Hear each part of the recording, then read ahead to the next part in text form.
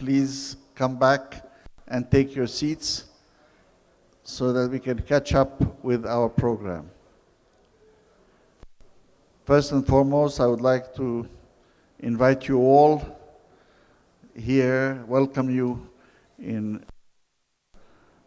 the cultural capital of Azerbaijan for this year, and the place where we can also witness the transformation of the liberated territories of Azerbaijan.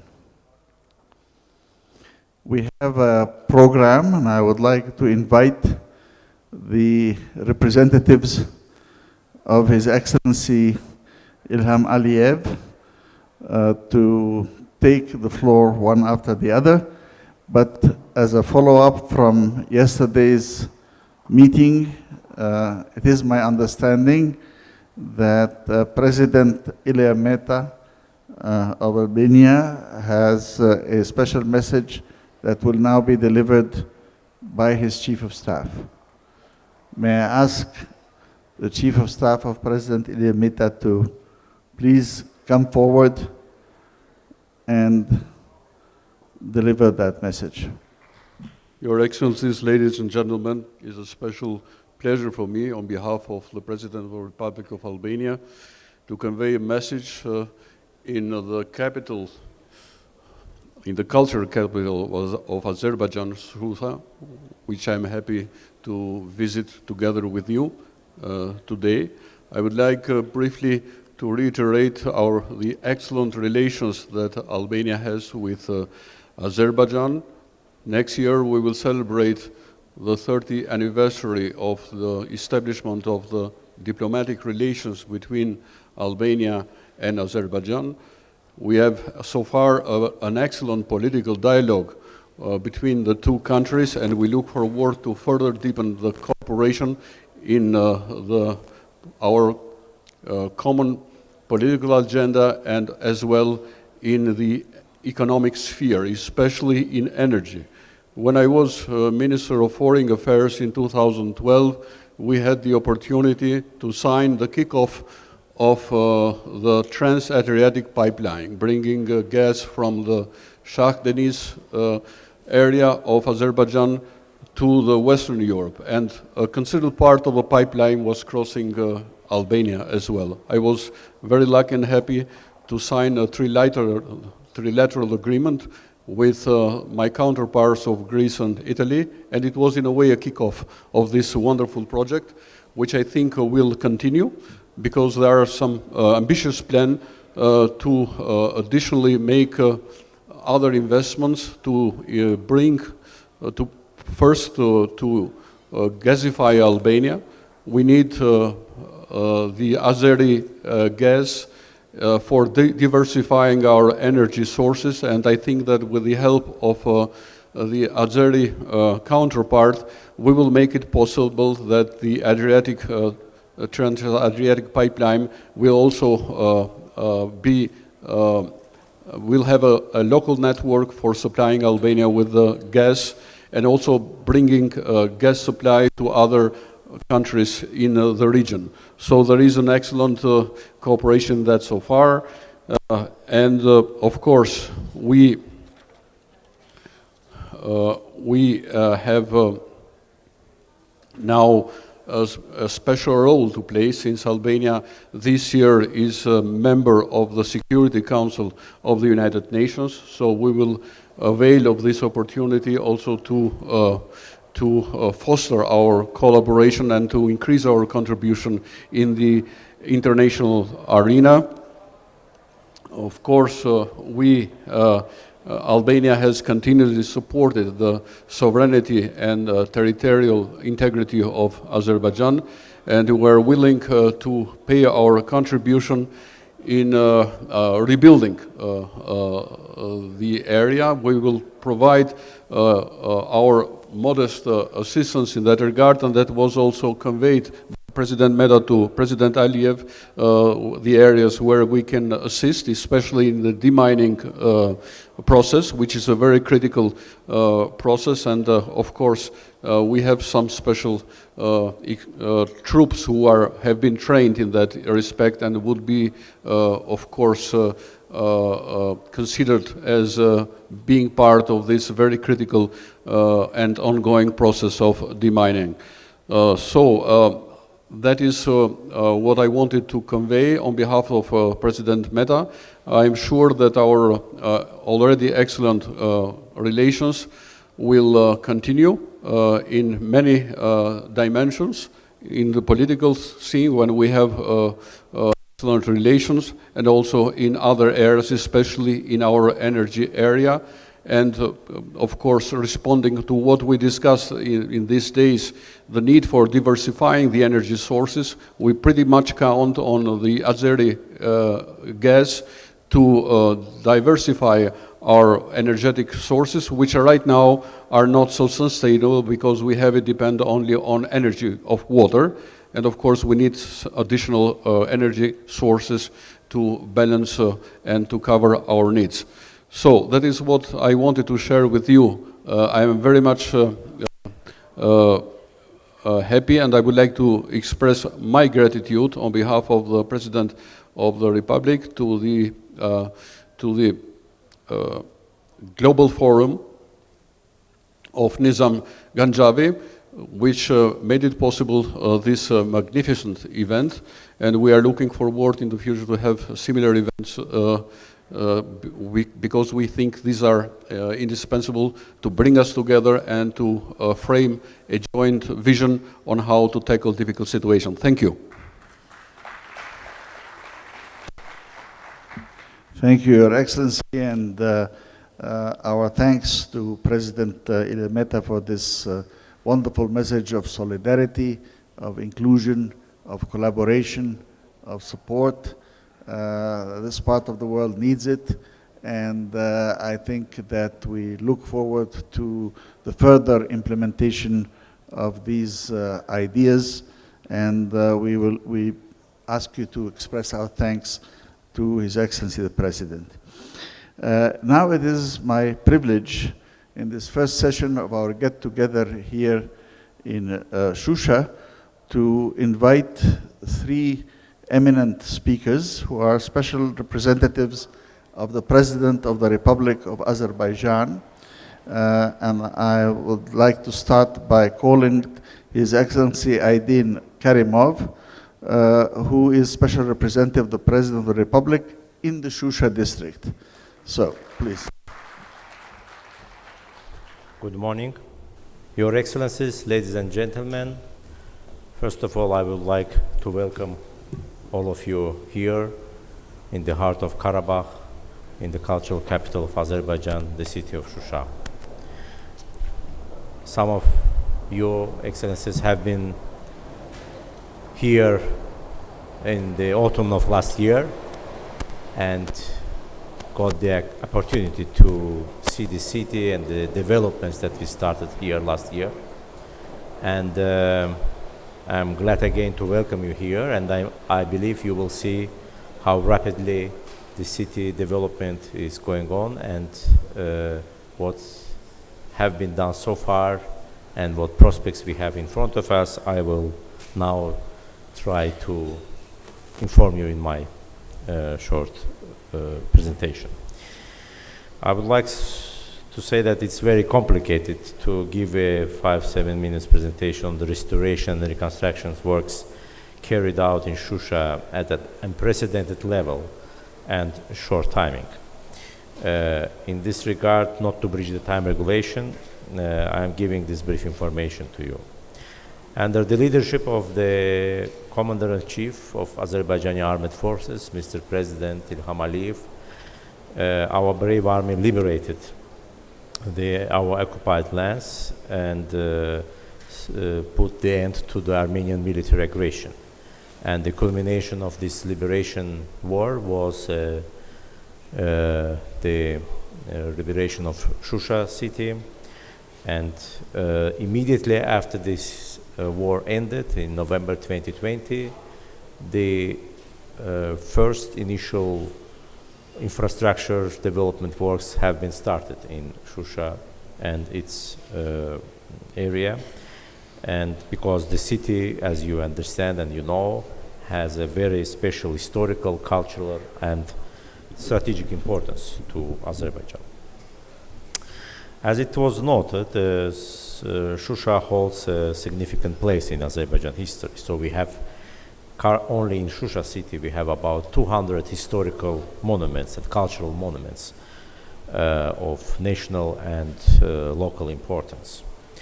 And you know, as many monuments and thousands of monuments and cultural and architectural monuments in the occupied territories of Azerbaijan have suffered from Armenian aggression, the monuments in Shusha also had the same phase, and some of them were destroyed entirely. The rest fell into despair. And so one of the primary tasks was here to start a very thoughtful and very careful restoration projects in some of these monuments. So up to now, the Shusha fortress, as well as some 4 monuments, have been restored, and the works have been completed. Currently, works are going on some of the 3 or 4 monuments at this moment, and the preparation for restoration as well as conservation projects for dozens of monuments are underway. So this process is ongoing and will continue definitely for mid-term and long-term. And we need to make sure that the city's importance of cultural capital is being restored in parallel with the development of sustainable life in the city. In order to carry out these works in an organized and in a systematic manner, last April in 2021, it was decided to start the preparation of the very detailed master plan of the city, together with international experts. And it's currently being in its final stage of preparation. And one of the main priorities of this master plan is to preserve the city's rich historical and architectural heritage, as well as to be able to plan developments on a sustainable level in order to reach all the goals for future development and future growth of the city as it is planned. We have started, I mentioned about infrastructure works. Yes, Shusha has a very small area, it's only about 500 hectares, but its unique location requires a very significant efforts in main infrastructure networks to be built around city and in the area. So immediately after the war ended, the main power substation of 110 kilowatt has been built in Shusha in a very short term period, and you have seen it at the gates of the city. And this enabled Shusha to join all the country's grid, energy power grid, and today we have an uninterrupted energy supply in the city and in the district. Soon after this, 5 more small 35 kilowatt power substations have been built in the city, and they will provide the core of the energy grid of the city, out of which we start developing the city internal grid based on the master plan solutions that currently under the finalization. In order to provide, because Shusha is located in a high altitude, and winters and autumn months are quite cold here. We have to make sure that we have a sustainable heating system. So as initial step to meet the very short-term requirements, it was decided last year to build the 7 heating boiler houses, which have been completed and are currently in operations. So last winter was our first winter without smokes in the from chimneys. It was all the important buildings have been provided with the heating from this power station's supply. And the total power capacity of today of the heating station is about 8,000 kilowatt. According to master plan, we have started to develop area by area some districts to be prepared for new developments. And currently, we have already demolished 16 damaged and outdated multi-story buildings in the city with a total area of 50,000 square meters. And this enabled us to start immediately construction of a new school building, hospital, a new mosque, a 5-star hotel and congress center, and TV tower. In addition to the constructions, in addition to all this, we have started the construction of new first residential area of 8 hectares area, of which consists of 23 buildings. And all construction site area is about 60,000 square meters. The first part of these buildings will be commissioned already next year, and we strongly believe and wait for that important moment in the life of our city and also for the country itself, when the first residents will come and live here. And this residents, as you understand, will be the former IDPs who will return to their homes. There will be 450 apartments in this new first complex. As a part of this master plan, you know, Shusha's position also dictates some efforts to be made towards the sustainable water supply and integration water management system in the city because of its high altitude. Shusha has always had the problems with water during its history, so it was decided to make it finally a proper sustainable water supply system. Currently, the project is being prepared by a team of local and international experts. By autumn of this year, all the detailed designs and both of external grid and the internal grid will be ready, and we will start in 2023 the works to establish and renew the water and sanitation systems, including the wastewater management plant and rainwater management system as well. This, in its turn, will also enable us to start parallel the works to establish a new street and road network in the city, which will ultimately come to the length of 56 kilometers. By giving you all this information, I would like to stress the importance of nationwide huge efforts towards the reconstructions of liberated territories, which will definitely contribute to the long-term peace and stability in the region. And our Shusha will become again a shining and solid diamond in the crown of Karabakh. Thank you very much for your attention.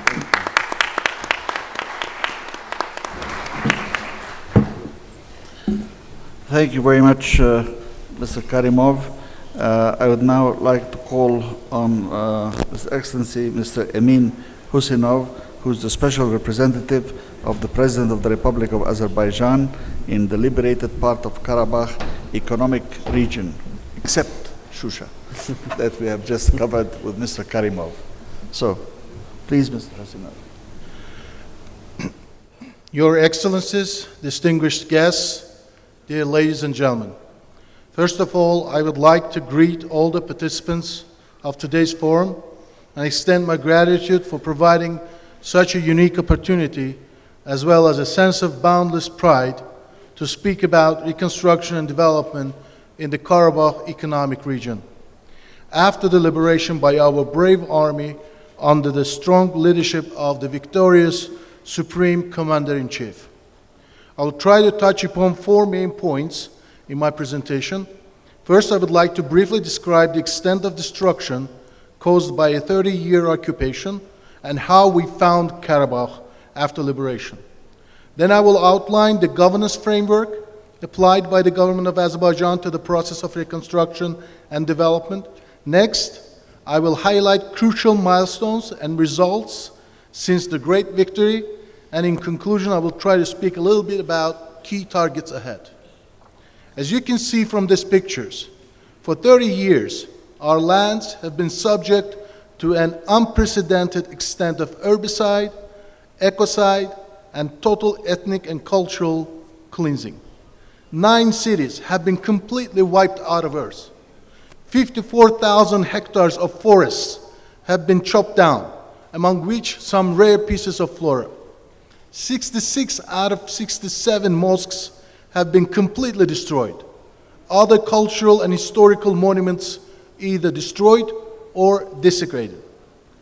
With this picture, obviously, the reconstruction of liberated territories of the size of Lebanon presents itself as an unprecedented mega project that requires a specific governance framework, which, in our view, is one of the critical success factors. In doing so, our key principles are to examine relevant practices elsewhere in the world, do a thorough planning, and ensuring effective coordination of all efforts. When it comes to governance framework, as you can see, there's a clear top-down and bottom-up lines of responsibilities, enabling the effective coordination both vertically and across the various government agencies. To this end, a special coordination headquarters has been set up under the President in close alignment with the Cabinet of Ministers. Then we have interagency center and thematic working groups comprised of experts whose aim is to transform policy objectives into technical actionable solutions. Finally, we have special representatives of the President whose main role is to supervise and coordinate the implementation of these action items on the ground. The outlined governance framework is guided by such strategic documents as Azerbaijan 2030, National Priorities, Strategic Action Plan, and State Program 2022-2026. These documents identify 4 major milestones of the reconstruction and development process. They are designing general and master plans, designing and laying out basic infrastructure, full-scale reconstruction and development of social, public, and economic infrastructure, and great return of former IDPs. As mentioned, the first milestone is to develop general and master plans. For now, in Karabakh Economic Region, we have general and master plans of the cities of Ağdam and Füzuli ready, while Hadrut and Tuğ, as well as Sugovushan and Talış, are being finalized. In parallel, we started immediately to demine the area and construct basic infrastructure. Extreme and indiscriminate contamination of the area with landmines is one of the major problems we currently face while reconstructing the liberated territories. Although Armenia released some minefield records of mined areas under international pressure, the practical utility of these maps remained rather low, around 25%. As of now, 224 persons became mine victims since trilateral statement of 10th of November 2020.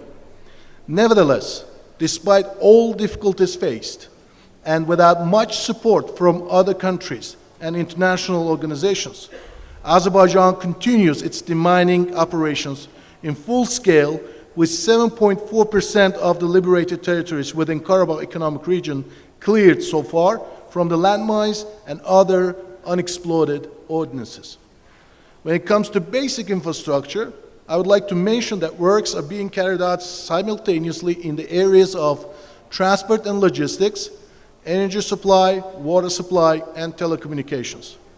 As of today, we have 9 highways and 2 railways being constructed, and of course, you have had the chance to witness the magnificent Fuzuli International Airport, built over a record 8 months on a heavily contaminated minefield. Massive construction works are carried out in the area of energy and water supply, as well as ICT infrastructure. Dear forum participants, here you can see some photos of Barda-Agdam Highway, Horadiz-Alband Railway, and Fuzuli International Airport. And these are the photos of Azer Energy Karabakh Regional Digital Control Center, Sugovishan Water Reservoir, and construction of mobile base stations in the liberated territories. In terms of social infrastructure, already 4 schools projects are being implemented, and among them 2 will be ready by the end of this year. Construction of 2 central hospitals in Agdam and Fuzuli will start soon. And of course, we have already started building residential buildings in the Karabakh Economic Region. Surely, the preserving cultural heritage is another important priority of ours. Currently, Juma and Giyasli mosques in Agdam are being restored, while the restoration of Panahali Khan's royal palace, Imarat, will start soon. Both in Agdam and Fuzuli, we will have open sky occupation and victory museums.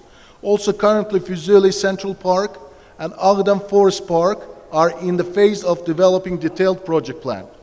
Here we can see the designs of the vacation school in Fuzuli for 700 pupils and central hospital in the 2 cities.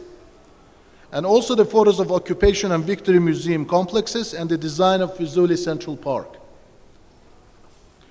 Obviously, one of the main factors for ensuring sustainable return of our citizens is the creation of good workplaces.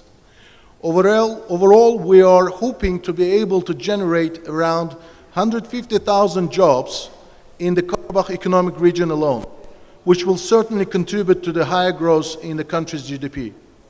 Industry and mining, agriculture and tourism, as well as government and SMEs are expected to be the key drivers of job generation given the competitive advantages of the region. The whole restoration and rehabilitation process in the liberated territories could be divided into 3 main phases. First phase, where we currently are, is to be conducted by 2026. Here, our key targets is to rebuild 2 downtown areas of the cities of Agdam and Fuzuli and 32 villages. In addition, 3 potential tourism destinations, such as Hadrut, Tu, and Sugovishan, will be developed. According to the primary forecast, about 66,000 of former internally displaced persons will be able to return to their homes, new homes, in the first phase.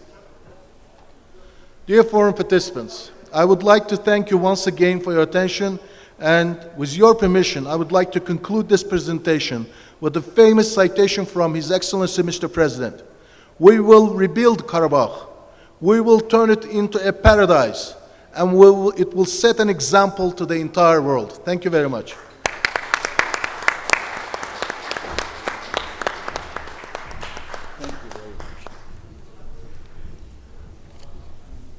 Thank you very much, Mr. Amin Hassanov, for this excellent presentation about the Karabakh Economic Region, except Shusha. But now may I call on His Excellency Vahid Hachiev, the Special Representative of the President of the Republic of Azerbaijan in the Zangilan district.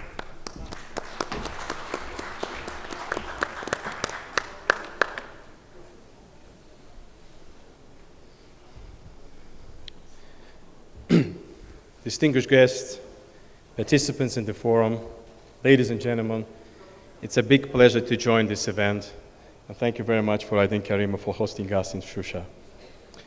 The Shusha signifies a glorious page of Azerbaijan's history, and it's very special to me personally.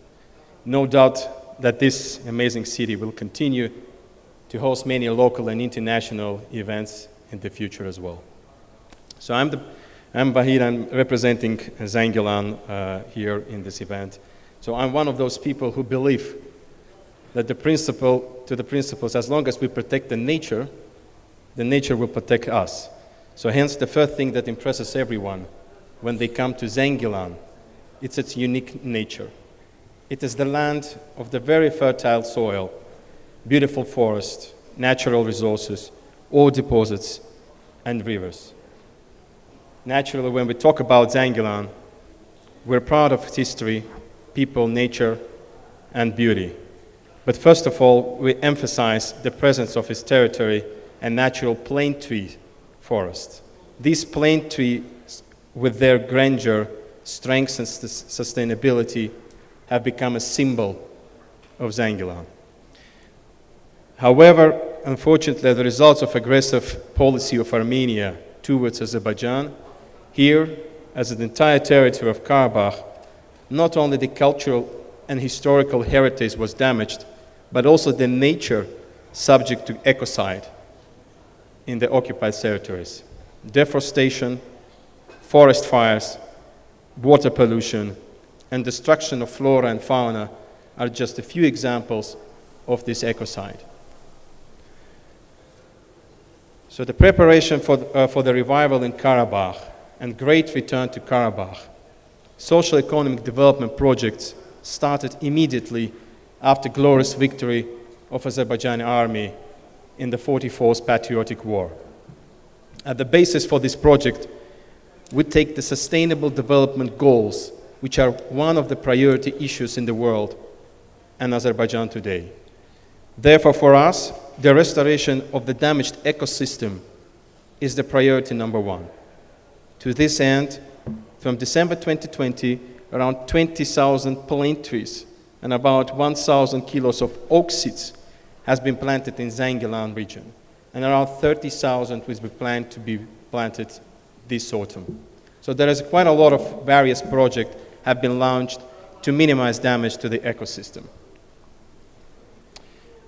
And one of those projects is Smart Village in Ahali village of Zengilan region. Modern urban planning concepts and standards were applied in this project. Every detail is taken into account, from using alternative energy sources to household waste management.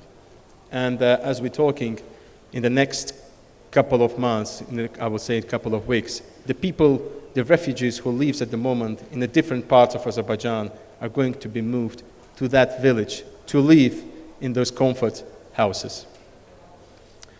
So for convenience and improvement of people's lives, work is underway on the infrastructure projects, such as construction of Zengilan International Airport. It's going to be finalized in September this year.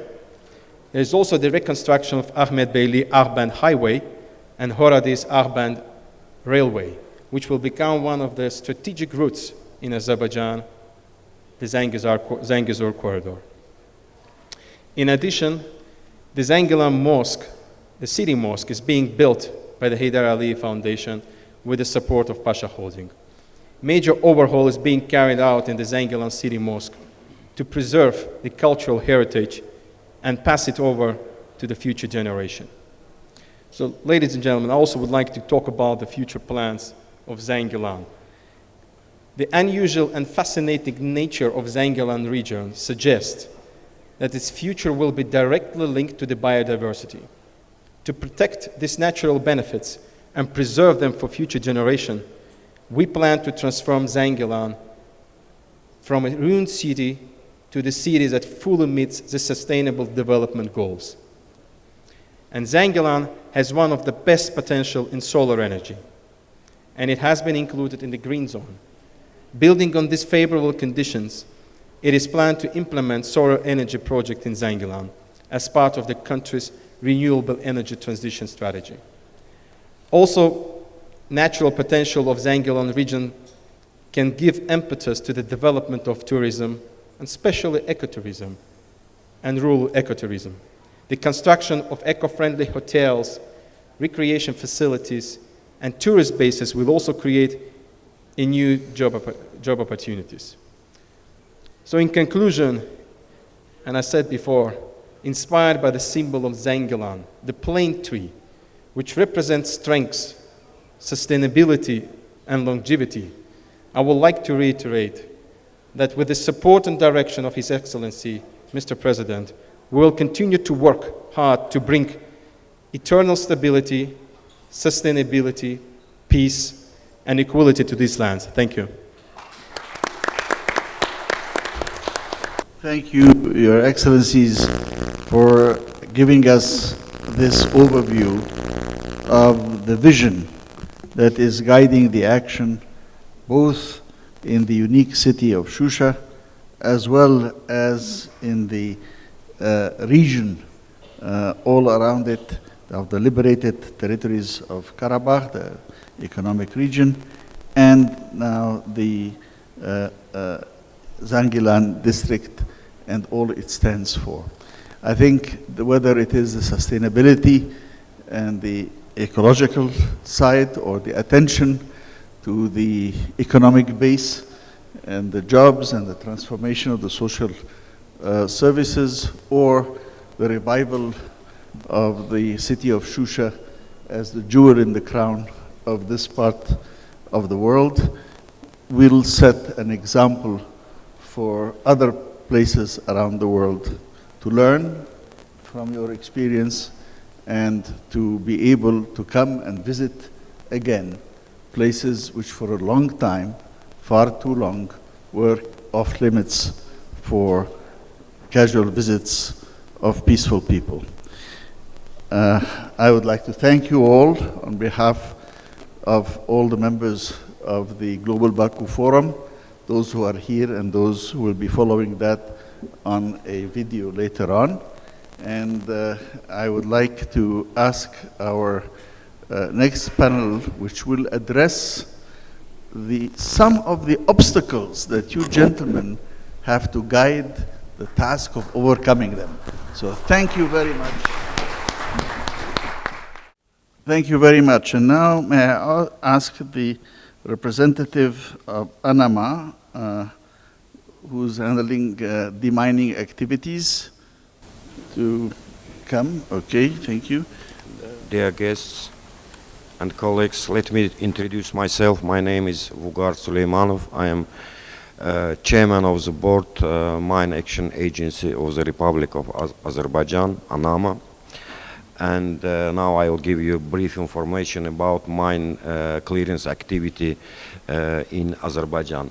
First of all, let us show some short video about mine clearance activity in Azerbaijan.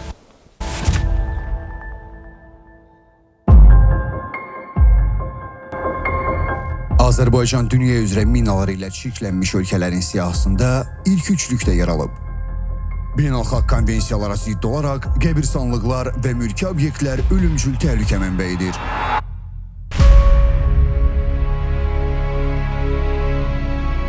BMT-nin rəqəmlərinə əsasən dünyada hər gün 10 nəfərədək insan mina partlayışından həyatını itirir.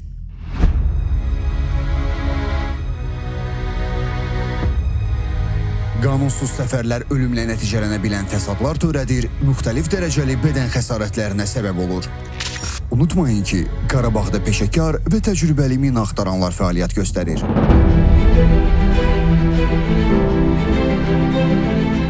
Mina axtaran öz işini qoruyucu geyimdə, xüsusi avadanlıqla və dəqiqliklə yerinə yetirir. Onların hər biri gün ərzində 50-yədək siqnal təyin edir, çox saylı çuxur qazma əməliyyatı aparır. Yaxın dostları mina axtaran itlər torpağın dərinliyində yerləşən partlayıcı maddələri aşkar edir. Mexaniki mina təmizləmə maşınları işçilərin təhlükəsizliyi və fəaliyyətinin keyfiyyətinə müsbət təsir edir. Çıxarılması və daşınması mümkün olmayan mina və partlamamış hərbi sursatlar yerində zərərsizləşdirilir. ANAMA, təhlükəsiz qayıdışa sağlam addımlayaq. Thank you for your attention. Now I will give you a short presentation which will provide an overview of mine action activity in Azerbaijan, as well as current challenges, objectives, and intentions. Over almost 30 years, 20% of territory of Azerbaijan has been occupied by Armenian armed forces. Along an extended former line of contact, large number of landmines were laid and are now found in areas that are high priority for the return of displaced people. The area includes choice towns that have been uninhabited over the 30 years period, and where explosive remnants of war contamination is often present. Extensive military positions, including trench lines, exist and are associated with landmines and other explosive remnants of war. After the four-day war that ended in November 2020, more than 11,000 square kilometers of lands was liberated.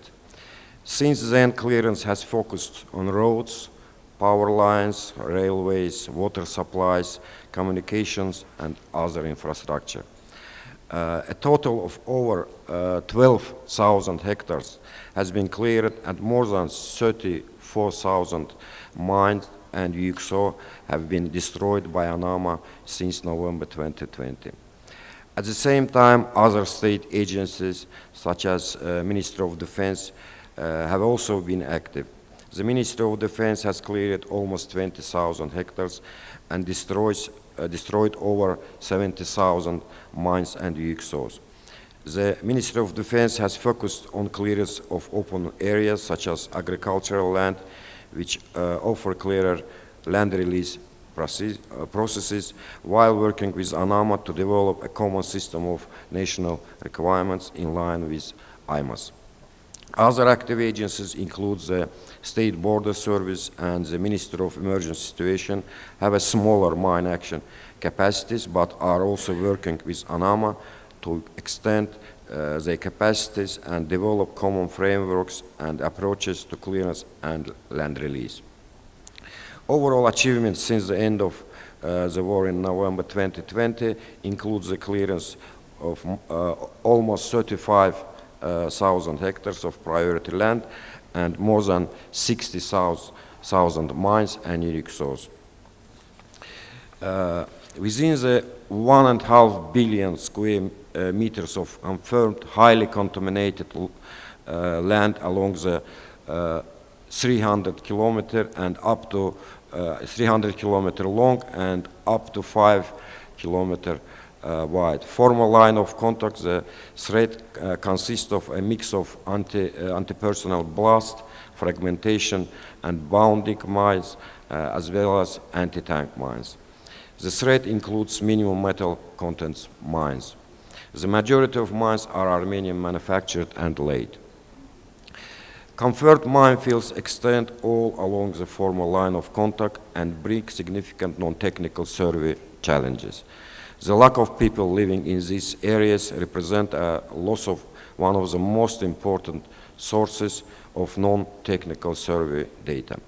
Even so, survey teams have been working throughout the entire area to gather available data and make available an initial assessment of the scale and extent of contamination as seen on this map. There remains much uncertainty about the implication of the contamination. The demand on resources and time necessary to free Azerbaijan from this threat are also uncertain at this stage. While is greater clarity about the situation along the former line of contact, it is becoming increasingly clear that there are additional mine areas associated with the retreat of Armenian forces through the liberated territories.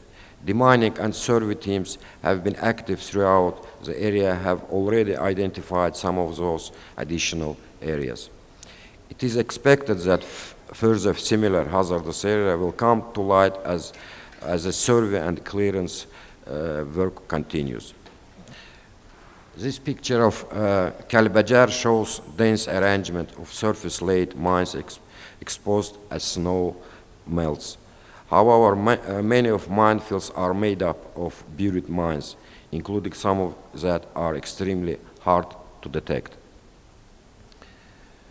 The contamination consists of wide variety of other explosive remnants of war objects, ranging from grenades and submunitions to large rockets and missiles. One of the ways in which Azerbaijan is trying to overcome the survey challenges associated with the liberated areas is the use of innovative solutions. Currently, special drones with onboard multi-sensor systems are deployed in the liberated areas. The results are very encouraging. System produced valuable planning information, including through application of artificial intelligence data processing to support better targeted land release activities. 15th January 2021, a new agency founded on the basis of previous organization was established by His Excellency Mr. President with the status of a state agency, managed by a management board of chairman and 2 deputies, all of whom are appointed by the President in accordance with the presidential decree. Evolving responsibility covers the coordination of national and international operators, drafting Azerbaijan national mine action requirements for formal approval. Other responsibilities are also include accrediting and monitoring of mine action organization and maintenance of the national mine action information management system.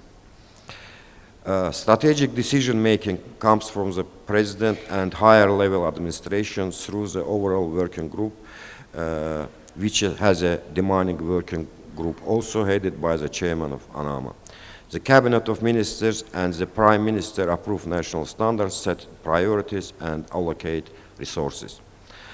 ANAMA is the executive agency that also liaises and cooperates with international institutions and coordinates the various mine action implementing agencies, including national and international commercial companies, state ministers, international NGOs, and ANAMA's own demining teams.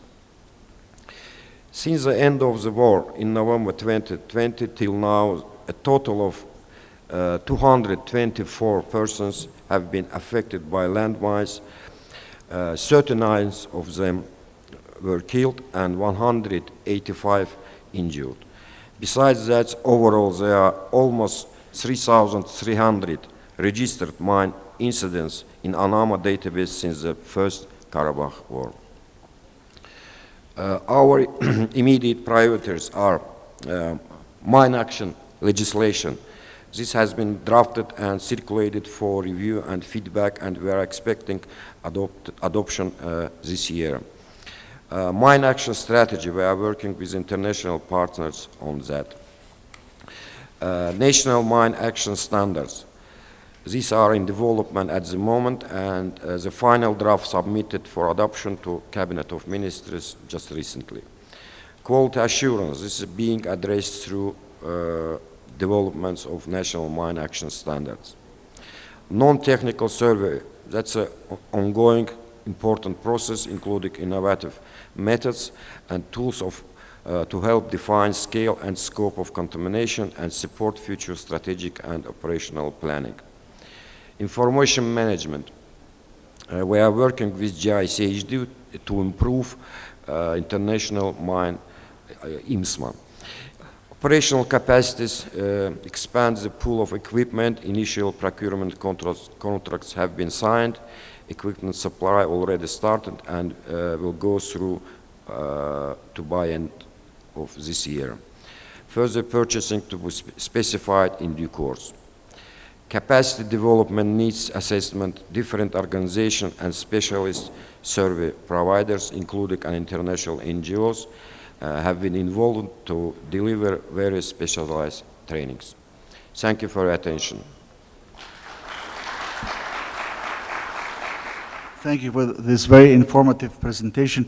May I ask Prime Minister Zlatko Lagumdzija and Deputy Prime Minister Eka Tkashilashvili please to join me up here for a brief discussion of this. We have been privileged to hear a detailed report about what's happening with what is one of the most difficult problems we have. Now, as some of you may know, I come from Egypt. But you may not know that Egypt is the most contaminated country in terms of landmines in the whole world. And we suffer from a legacy of over 23 million landmines. 23 million landmines. And just to give you an idea about how dangerous landmines are, these now are 80 years old, and they are still dangerous. They were laid down by the Allies to stop Rommel in the Second World War in what became the famous Battle of El Alamein. So in the north you had Stalingrad, in the south, in the Mediterranean, you had El Alamein, and these two major battles occurred in late 1942 and were the highest point of expansion of the Nazis, who then, sort of for the rest of the war, were being pushed back all the way to Berlin.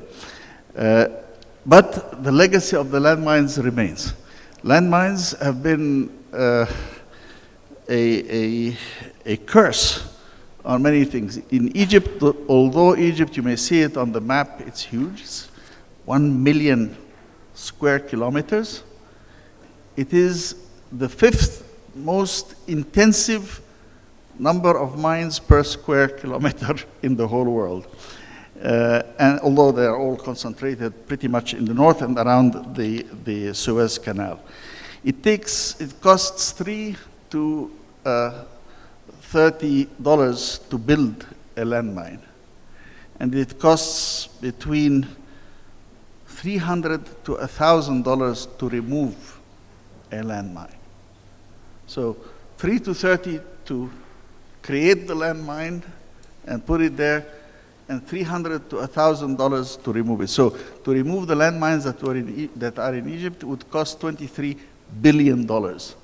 So it still is a legacy that we live with today, and it is, of course, a major deterrent to agricultural development, land development, city development, and so on. So I would like to turn to my distinguished friends here and ask two questions that they may wish to comment on. The first of these is, to what extent is the laying of landmines considered a crime? And I think Eka, you would address that more than anything else. And to what extent, therefore, would it be possible to get compensations? I may say that we were never able to get compensation from the Allies, the victorious Allies of the Second World War, but I hope things are getting better now in terms of international support for that. And we know that, of course, mines create millions of refugees, internally displaced people, and so on.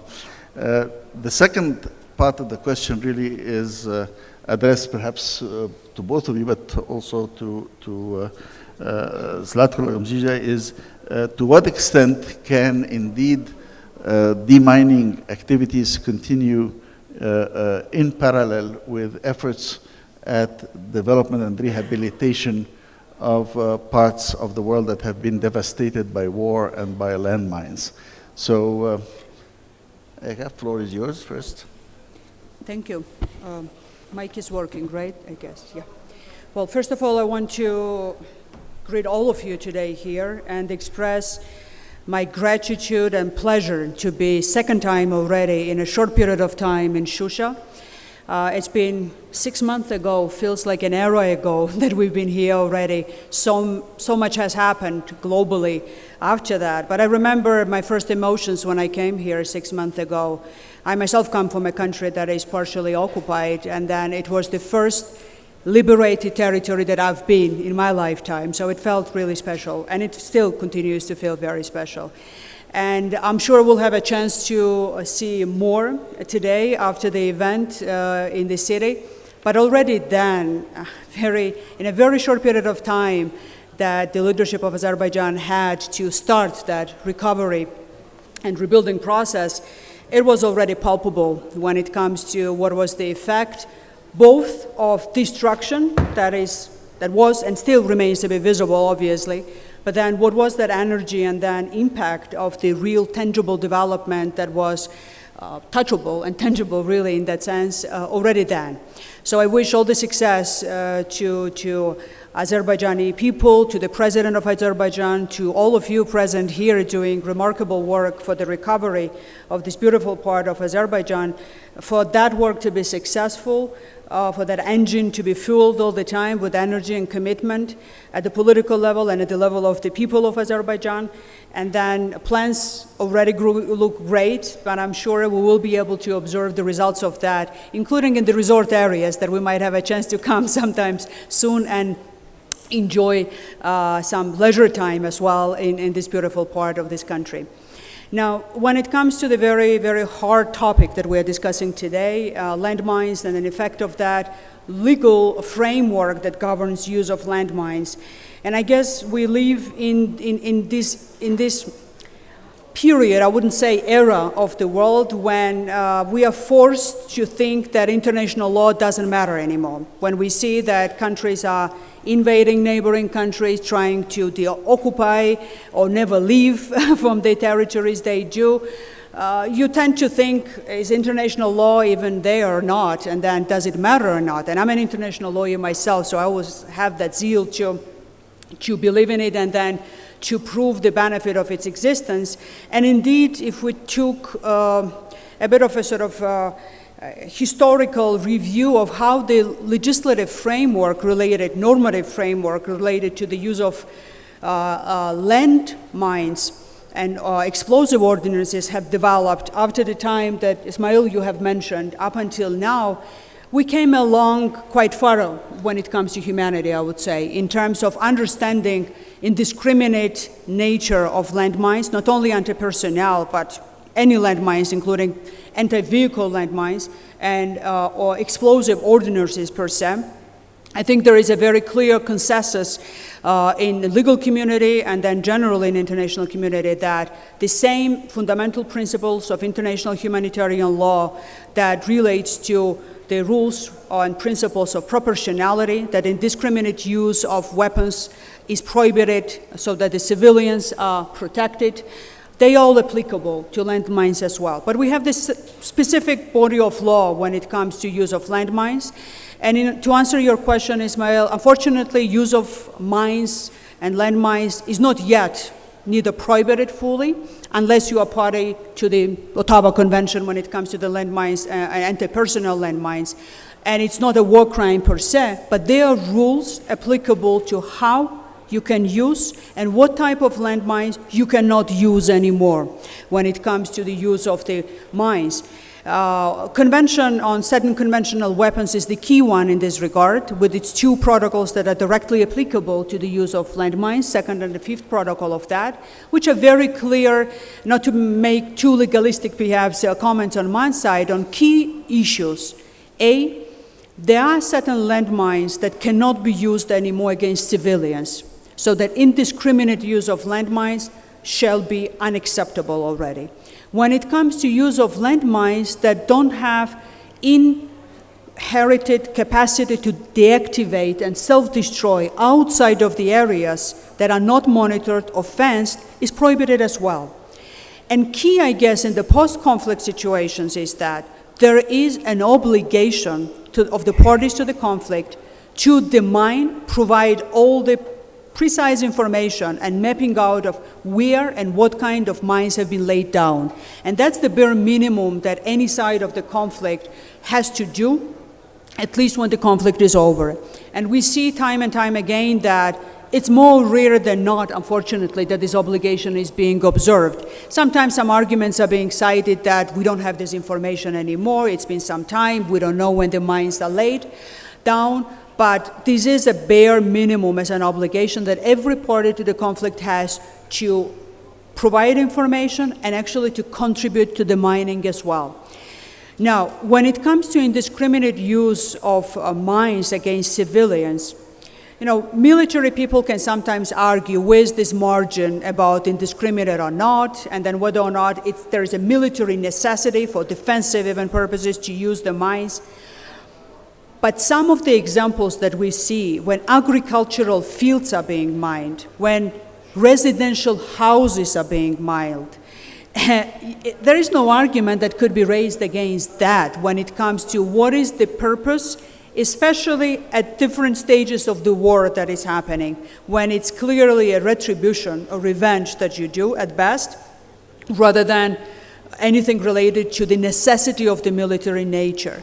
Unfortunately, even now, when we speak about ongoing wars and invasions, in Ukraine, for example, we see that Russia massively mines agricultural fields.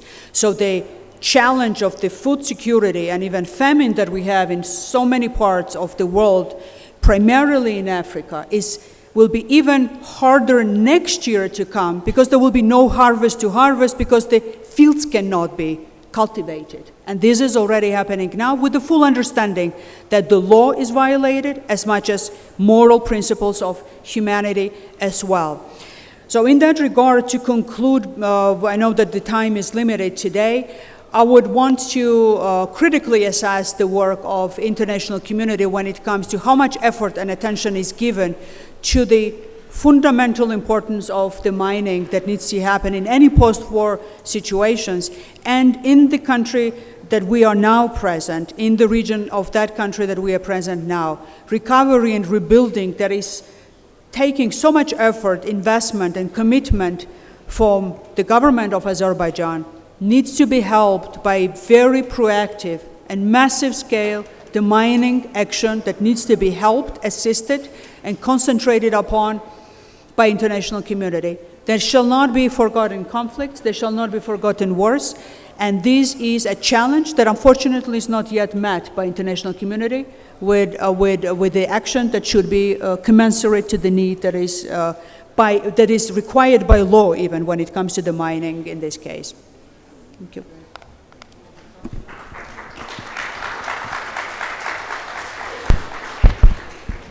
Thank you, Eka, and just to re-emphasize the point you're making, I believe that over globally, 42%, more than 40% of the victims of landmines are children.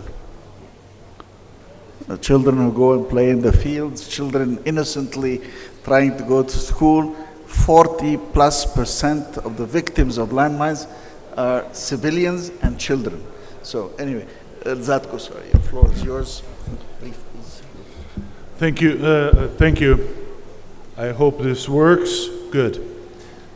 First, I'm also very thankful to our hosts, to Mr. Karimov, Mr. Husseinov, and Mr. Hajiev, of course, and to Mr. Suleimanov, to give us such a good briefing and where we got, what happened in the meantime since some of us came here for the second time in our lifetime.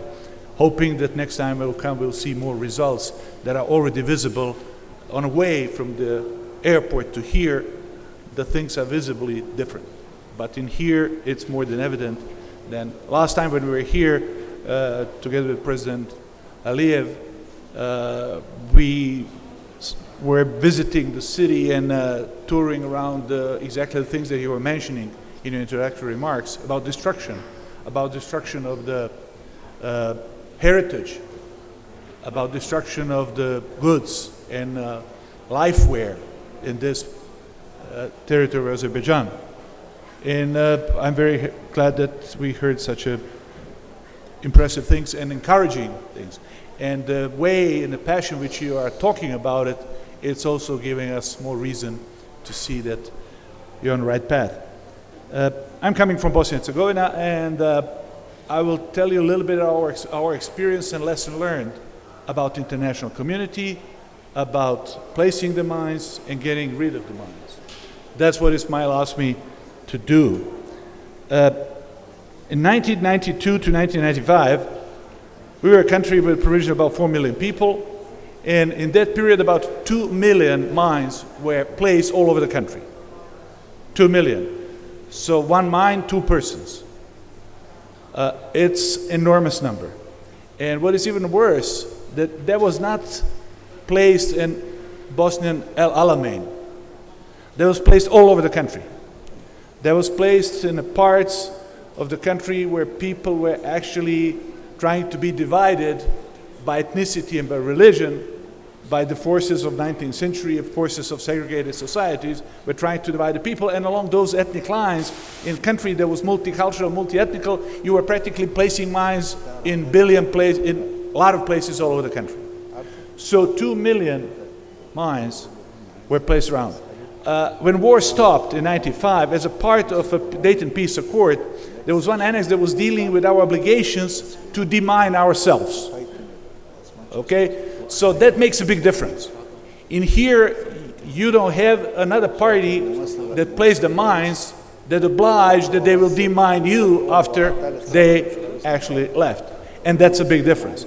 So you can be demined based on few elements. First one is, potentially speaking, you share a certain set of values. For example, we got enormous help from the friendly countries who were together with us in helping us to implement Dayton Peace Accord. And they were sharing with us the values that we need to have a prosperous country that will be developing. And in order to attract investors, first thing you have to do to say it's safe. So if we don't shoot each other, that's not enough. If you have 2 million mines in a country of 55,000 square kilometers, then how you will attract investors and saying, basically speaking, I have no clue where they are. So you don't call big tourist conglomerate to build resort in one beautiful woods and telling them, well, there are some wild tigers and some little bit more wild wolves around, but that's, I mean, they are spread it all over. We don't know where, but, you know, it's interesting. It's nice scenery. Enjoy yourself. Enjoy yourself and take your kids with you, not to safari, not to the, you know, not photo safari, but be equipped and be with security people in that enjoying environment. So what was the result? I mean, just as to get the conclusions from true figures, you see, the most of the mines were spread all over the country along the almost identical to today's political entities' boundaries. So everyone knew where the mines were placed. So that is a big difference. Since we remained living in the same country, we were all interested to do it. So we had the people who were sharing the values, international community, who wanted to help us. We had a lot of support from international community in demining the country. We had the common interest. If we want to build a peace, we have interest to. But then there's third thing, which I think we relied a lot, and I think Azerbaijan has to press more, which is international obligation to do so. Because international law obliges very clearly parties who identified as the parties who mined certain fields to be part of demining process. So I call for, I think, international law is key ingredient in here. What is also the consequence of that, let's say, process when you put two persons, one mine, all over the round and you have no clue where they are? By 2013, about 28,000 locations were still identified with mines, which we didn't know where the really mines are inside those locations. It covered about 2.5% of the territory. As Ismail said, our statistic is global statistic when it comes to the kids. In post-war situation, the most jeopardized people were children. The most jeopardized people were children because we had no clue. Elders did not have clue where the mines are. Now, in 2008, we proclaimed, together with all stakeholders, our vision to have by 2020 country without mines. We had to change that after very, very big work, and we postponed that date for additional 4 or 5 years. But what I want to say is in here, it's very, I think, important. Today, we estimate is that we have about 80,000, down from 2 million, we have 80,000 mines still. in a territory that is approximately about 2.2% of the country. So we still have 80,000 mines in 1/50th of the country, which we know what territory it is, but we don't know where exactly they are. Time is a player. In 2014, we had the biggest flood since 19th century.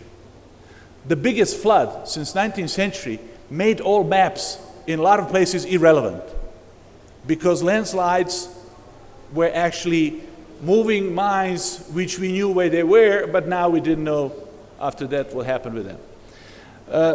And to conclude with it, I think it is very important to understand that it is extremely important to use international law and pressure with international law as much as possible to put together on demining process people who are victims and people who did actually mine those mines. That is, I think, very important. And one more thing is, which I conclude from it, is that when the time flows, you scale down the number, like we did from 2 million to 80,000. But jeopardize people and the potential horrors do not scale down, mathematically speaking, as you scale down the number of mines. The number of mines is still low, but the danger is extremely high. And that is the reason why this is something which has to be worked very patiently. I see your results are more than impressive, that you told us about how a lot of work was done since January last year. But my suggestion is that we try to mobilize everyone who can help with expertise. President Aliyev spoke with the President and with Mladen Ivanic when he was President of Bosnia and Herzegovina. We expressed interest to be supporting Azerbaijan with our experience, with our expertise. President Jafaric now, who is coming from different, let's say, background than President Ivanic, they both expressed the willingness of Bosnia and Herzegovina to be part of it, and I'm sure that international community can do a lot, but at the end of the day, your job is going to be your job. It will be easier with the friends. Thank you. Thank you. Thank you very much, and it's very encouraging, again, following from the beginning message of President Ilir Meta, and now to hear that President Ivanic and President Zahedin will asserted again the solidarity and assistance that could be extended in this very, very complicated thing. And the last word that was said, that as the mines come down, the risk still remains. One of the amazing things which I mentioned in the case of Egypt is that it is now 80 years since those mines were placed, and they are still dangerous to anybody who steps on them. I mean, it is a catastrophic thing, and it is marvelous to see the great efforts that Azerbaijan is doing in this. It is now my privilege and pleasure to call on Gary Jacobs, the CEO of the World Academy of Arts and Sciences, who will lead a discussion of sustainability and other aspects that should perhaps be the guiding principle, not perhaps, but should be the guiding principles for the kind of development that we have heard of in the opening presentations. Dr. Jacobs, would you care to come and please take microphone? Thank you, Ishmael, and good afternoon. I know we're late in our program, and everybody has a critical human security need on their mind, and that is lunch. But we have some speakers who have come from a long distance to talk on a very important topic. and we'll try to do that with as greater respect to human needs as possible. And I hope you find it worthwhile. I'd first like to thank NGIC for giving us this opportunity.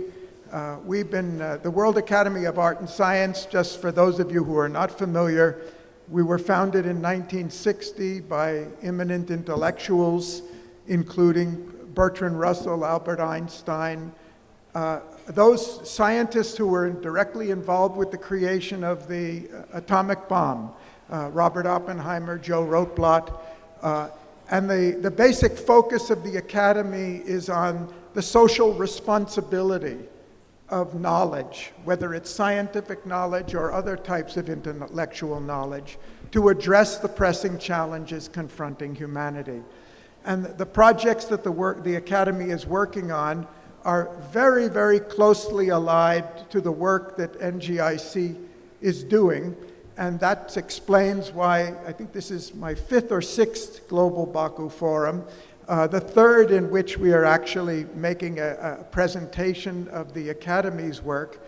In fact, we have a very good deal of overlap in the two organizations. I think my count is about 20 active members of NGIC are also fellows of the Academy, so some of you are quite familiar with this already.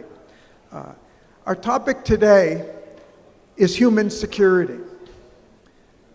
If you recall back to the first day when we were at the palace with the President Aliyev, Ismail, in his closing remarks, the last sentence that he said was that we need a paradigm change from national security to human security. And that essentially is the subject of our discussion today and the project, the program that we're announcing with a specific purpose that we are extending an invitation to all of you who have an affinity and a capacity to work with the Academy and our other partners. We have about 30 partner organizations, and you're going to meet a few of them today, on how we can advance this. I think this is particularly appropriate because in the discussions that we heard in the last 3 days, there was a strong consensus that regardless of whether we're talking about peace or national security or food security or environmental security or the security of human rights of individuals, that the multilateral system plays an absolutely critical role. And I think there was also a consensus that it's not playing enough of a critical role to meet the needs, and that somehow we have to find a way to elevate this multilateral system, a challenge that we have been discussing for 50 years, to make it more capable of meeting the real needs of humanity in a rapidly changing 21st century. And indeed, today, humanity, we know, those of us who are in 2022, that the multidimensional threats confronting humanity today are of unparalleled magnitude and complexity. We did a project with the UN in Geneva in 2013 on global challenges, and we covered quite a variety of them. Climate change was there, but much lower on the list than it is today. COVID was not on the agenda at all. And there was very little discussion among 200 diplomats from all over the world about the likelihood of another war in Europe. It was just not something that was of imminent reality. So we do face multidimensional threats of unparalleled complexity and impact on the whole world. And this doesn't require elaboration because what we've been through with COVID and what we're now seeing with Ukraine, the war in Ukraine, is the whole world is being impacted by something that used to be considered a local or a regional affair. Back in 1995, the UNDP released a report on human security. And this was entered into the agenda and vocabulary of the UN. It was debated back and forth. Several commissions were established, reports were written, a trust fund was established by the UN, General Assembly resolution was passed, the Secretary General wrote reports on it, but human security remained, for various reasons, somewhat under the radar for 2 decades. And then very significantly, and I think very rightly, in February of this year, UNDP came out with another report, the first one in 25 years, New Threats to Human Security in the Anthropocene. Why do we think this is so important? At the time when a war is going on very, very close by, we're still aware that the impact of that war is not limited to the fighting on the fronts and those who are being affected in combat zones. The impact is involving more than 10 or 12 million refugees. It's now seriously threatening global food supplies. It's threatening global energy. It's impacting on the entire global economy, which shows that the idea that many of us have had for a long time, that national security is a question of armaments, national security is what we protect by $2 trillion in global military spending, is simply a very small part of what security is all about. In fact, we've lost, and the number was mentioned a couple of times, we've lost about 16 million people through COVID alone. No war, no guns, by a microbe we can't even see. So clearly our concept of security must be much broader. We think this is particularly important now to the work of the Academy, to the work of NGIC, and to the world, because if we want to strengthen the multilateral system, the first thing we're going to have to do is create a greater public awareness of how important this multilateral system is. And the surveys that are done of the population around the world show that though there's admiration and respect for the UN system, there's not anything near the type of recognition of how important it is and how much support it needs. And when it comes to the question of human security, we have conducted a survey for the UN on it. What does human security have to do with the UN, and what does human security have to do with all of us? That recognition and appreciation is quite low. So what we're going to talk to you about today is a project we're working with the United Nations in New York on a global campaign for human security. And the purpose of our presentation, and the reason we're doing this is, we see this campaign not as a marketing tool, we see this as a way to try to awaken the global public that the work that the UN is doing, whether it's FAO or World Food Program or ILO or World Health Organization and all, has everything to do with all dimensions of human security and human rights and the protection of individuals. In other words, it means something to all of us as individuals. And we feel if we want to strengthen the multilateral system, creating that awareness, widespread awareness in the world of how important this multilateral system is to the security of each of us and all of us, this is absolutely essential.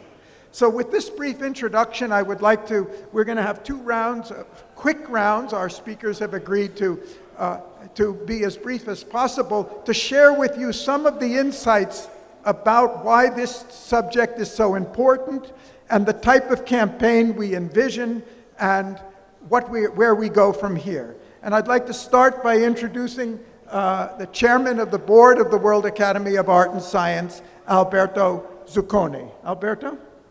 Yes.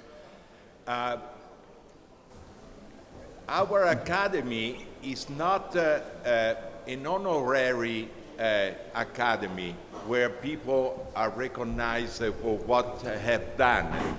In our academy, you are elected because you want to work hard for the betterment of humanity. So we follow up on the original mission of our founder by creating value-based knowledge to help humanity to achieve effective management of present and future challenge with effective tools.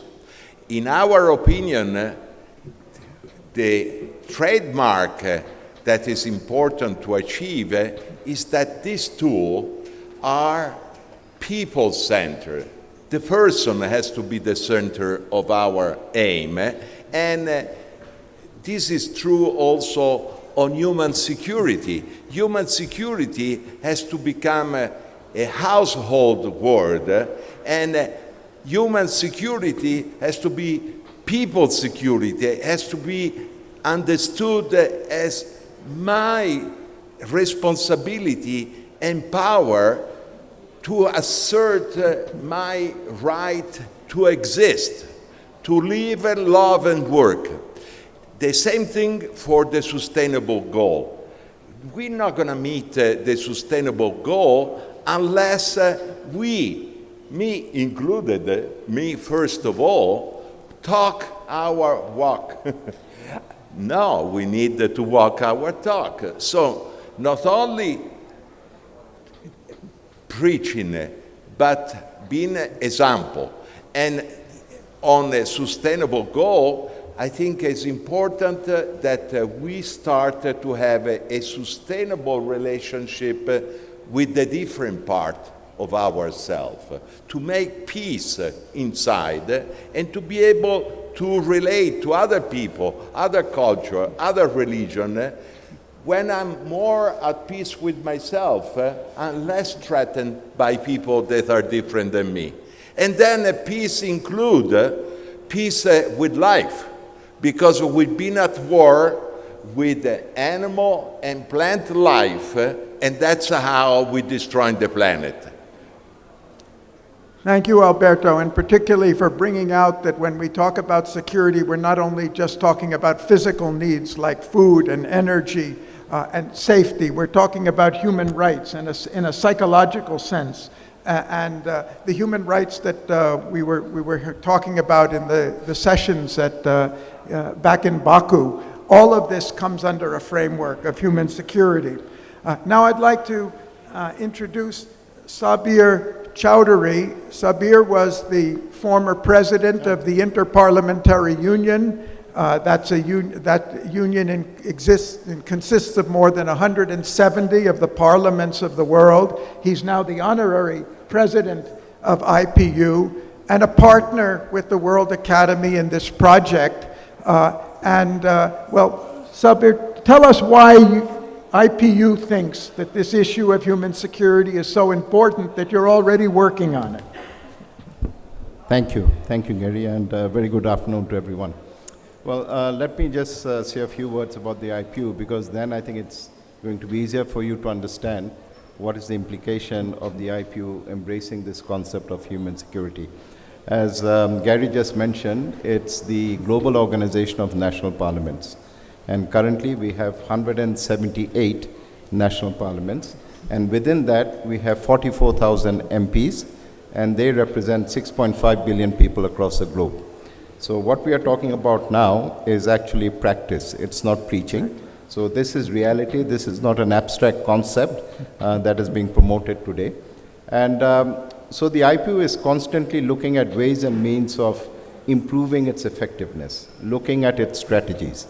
So what are the fundamental objectives of the IPU? So one is, of course, democracy. There is development, there is human rights, and of course there is peace and security. So how do we advance these objectives? And I think that's where the issue of human security came in. And that's how the partnership with your academy started. So if you think of the functions of parliamentarians, one of the most important functions is representation. So we represent our constituents. When we say we represent them, we are referring to their security, to their safety, and to their well-being. So that is fundamental in the work that we do. We also articulate policies, we shape legislation, we allocate and appropriate resources to the budgetary process. So what is important for my country? What is important for the people that I represent? And that's where we found this concept to be absolutely aligned with the needs of today. If I just think back to the forum that we are just at the end of, this has been my first participation. And what are the two major takeaways that I have? Number one is I think it has reinforced and heightened our common understanding of the complexity of the global challenges that we face. That's number one. And number two is our shared responsibility to come up with global solutions to global problems. I think that is really what this forum has been about. So whether it is climate change, whether it is pandemics, whether it is nuclear weapons, the arms race, glaring inequalities, loss of biodiversity, planetary overshoot, these all require a global response. And if we look at our national frameworks and the way the global order is now organized, and this is my personal view, I think we see many disorders and many disconnects that characterize the global order that we have today. So how do we connect the issues? So that is fundamentally important for us. So we have come up with the issue of human security, because when we look at human security, we are looking at the needs, we are looking at the requirements of the individual. So it's not just physical protection, it's not a military concept. It is really looking at the well-being of, as we have seen in the presentation today. You're looking at the environment, you're looking at electricity, you're looking at hospitals, you're looking at schools. So these are also very individual and basic human rights. And I think the moment we look at the challenges that we face today through the lens, through the prism of human security, we are more likely to be able to come up with responses that are aligned to the needs of today. Another point I think which is very important, the national protocols, the national institutions are not really responding to the global needs of today. So there is a lack of alignment there. And one of the major challenges that we have when we talk about global problems is the timeline disconnect. These problems are going to be there for the next 40, 50, even 100 years. Governments are elected for terms of 4 or 5 years. So how do you get governments to think beyond their term and look at it from a longer point of view, or from a longer perspective? And I think that's where human security comes in, because it acts as a bridge between the two. It acts as a glue. When you look at the components of human rights, when you look at development, when you look at democracy, so human security approach is the glue that holds it all together. And that is why we in the IPU have identified a human security approach to our new strategy from 2022 to 2026. And we hope that it's going to give us the results we all hope for. Thank you, Gary. Thank you. Thank you, Sabir. Some of you may be wondering, I thought the UN already had a major program that's dedicated to, it's called the Agenda 2030, which the 17 SDGs, which we all know about, and which are being promoted all over the world. And so maybe it just needs a minute of qualification or explanation. The human security is not an alternative to Agenda 2030 or the SDGs. The human security is an effort to present the importance of the SDGs in relation and their impact and in personal value to human beings all over the earth, to personalize it and make it real to them. At the same time, we always recognized, even from 2015, that the SDGs are all interconnected with each other. But in practice, when we try to implement the SDGs, the tendency is to look at them and approach them individually. And human security is an overriding concept that right now, as we talk, in this last 2 months, the UN is raising this concept up at the highest level of the system in order to maximize the integration and the coordination between the efforts on all of these 17 goals. I'd now like to request another very important partner of ours, and that is Liberato Batista. He's the president of Congo. That's the coalition, you better say it correctly, of non-governmental organizations with special consultative status with ECOSOC, right? Okay. And Liberato, please. Thank you very much. Good afternoon. I would like to express my deep gratitude to NGIC and the warm welcome of the Azerbaijani people and the cooperation with the World Academy of Art and Science for this opportunity to present an NGO perspective, and particularly that of the Conference of Non-Governmental Organizations in Consultative Relationship with the United Nations. Congo is a grouping of a little over 600 NGOs that hold consultative status with the United Nations. And the perspective I would bring to you today immediately owes from a civil society forum on substantive issues that was held in October, in which Gary was one of the 4 keynote speakers. Irina Bokova was one of the others, and so it's more of a process thought rather than a personal perspective. So let me share an outline of where Congo is on the topic of human security and multilateralism. The theme of Congo over the years has been defining the present, shaping the future.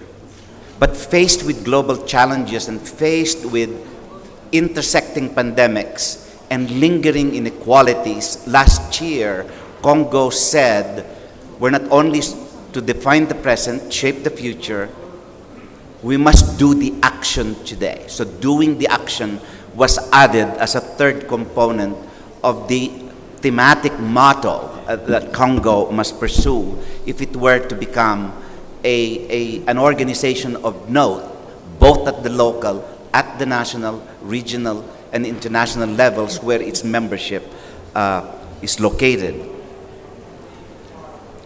The forum said in a synthesis report of that civil society gathering that a new global civics that spotlight global and local citizenship must be re-narrativized so that, and I think I heard the president from Ecuador, and I used that very much, I used that a lot, a local perspective. The local and the global are simultaneous realities, and that the apprehension of those realities are precisely what development and reconstruction is about if they were to be relevant. Our world today is confronted with a surplus of fear and a deficit of hope, and that is causing a lot of insecurity and exacerbating already available and lingering injustices, historic as well as emergent. Historic injustices that are slavery, colonialism, and racism, or their emergent new forms, human trafficking, forced migration that's mimicking the colonial routes. So the uneven development of nations, their economies and their polities, spotlights also the uneven response of localities and nationalities and transnational formations to respond to these threats. I think, may I suggest to you, ladies and gentlemen, that human and social relations today are insecure, and therefore the need for defining what human security should look like, because human relations and our societies today are very racialized and ethnicized, very gendered and sexualized, very securitized and militarized, globalized and yet xenophobically nationalistic. And then the intersecting pandemics and inequalities. And then the surfeit of fear and the deficit of hope is making us so insecure. And so the global partnership within the United Nations Human Security Unit and the World Academy of Art and Science want to invite the whole of humanity, the the international community to participate in re-narrativizing that which is the international. I welcome very much the statement of Alexander in 2 days ago in the panel when he talked of a revisiting of the legacy of Westphalia, the legacy of nation-state systems, of sovereign territories, in the face of global threats that are at once local and international, and therefore global threats that are transborder and transnational. So the imagination of of national security into human security, if you allow me to put it in 3 different slogans, if you will, catchphrases. As I know, I have a longer presentation here, but I think what holds you and lunch is my presentation, so I better cut it short. I think, Excellencies and ladies and gentlemen, a proposition on human security that people would resonate with would look something like this, that human security is about food and freedom, jobs and justice, land and liberty. I want you to notice the pairing, never mind for now my fascination with FFLL, food and freedom. Food and freedom, jobs and justice, land and liberty. If I'm going to sell or to market a new visioning of what human security is, not necessarily away and abandoning current notions of national security, it will have to be one that indigenous peoples, marginalized and vulnerable communities on the ground will understand. Food belongs to the economic and social pairing of rights. Freedom refers to the civil and political rights. So food and freedom, food security, jobs and justice, job security, land and liberation. For much of the people around the world, what makes them insecure is the non-ownership of land. Women who do not have rights to inherit from their husbands land. And so, to me, those, and identity, being, becoming, and belonging are all negotiated when we grapple with food and freedom, jobs and justice, land and liberation. So, thank you very much. Liberato, everything you said was really wonderful and right on, except that a little misleading statement that you're not all that stands between them and lunch. We have 3 more speakers who will be very interesting, and they have promised to keep it very brief. But I think to complete the picture, can I ask, thank you for your presentations. Can I invite Walton Stinson, Emil Constantinescu, and Alberto's here, sorry. Amanda Ellis, sorry about that. Please come. And 2 things you may not have heard enough of yet. You may already be having a question about that, though Alberto spoke to it indirectly. Can we really have human security without a strong focus on the environment? And Amanda's going to assure you that the environmental concern is absolutely essential for human security for all of us in all parts of the world. And another word we haven't heard enough of yet is the central importance of education, because the only way we can prepare youth for living in this very complex world of multidimensional threats is if we're preparing them much more and better and differently than we are now. And Emil is going to talk about a program that he's instituting directly related to the security of the refugees from Ukraine, directly related to education. But I'd like to start with Walt Stinson. Walt is a very accomplished businessman. I know him for more than 30 years, who's going to touch on another area of security which was never mentioned in 25 years of the UN reports, but has been included in their new report for February this year, and that's concerning the digital world and the technology world. And Walt, please. Good afternoon, everybody. I'm a tech entrepreneur, and up until 7 months ago, I was completely immersed in the business world. I am chairman of a 600 company trade group and CEO of a tech company in Colorado. And 7 months ago, I began to immerse myself in the concept of human security. And I went to school under Gary and Murnaz Mustafavi, the head of the Human Security Unit at the United Nations. And my initial reaction to human security was, what is it? And probably some of you are sitting out there wondering, what is this and why are we talking about human security? We know what the SDGs are. So why don't we just stick with the SDGs? The problem with the SDGs, according to Murnaz, is that they were developed for us. They weren't developed for individuals. They're a top-down concept. And the human security concept is a bottom-up concept. So I began thinking about how you drive a bottom-up concept. And it's a difficult problem. Murnaz said, take this message and take it out to the world. Communicate it to every individual in the world. Well, how do you go about doing that? You don't do that through the political process. You have to do it through the social media process, the advertising process, the marketing process, and it's a problem. We don't have the resources to do that.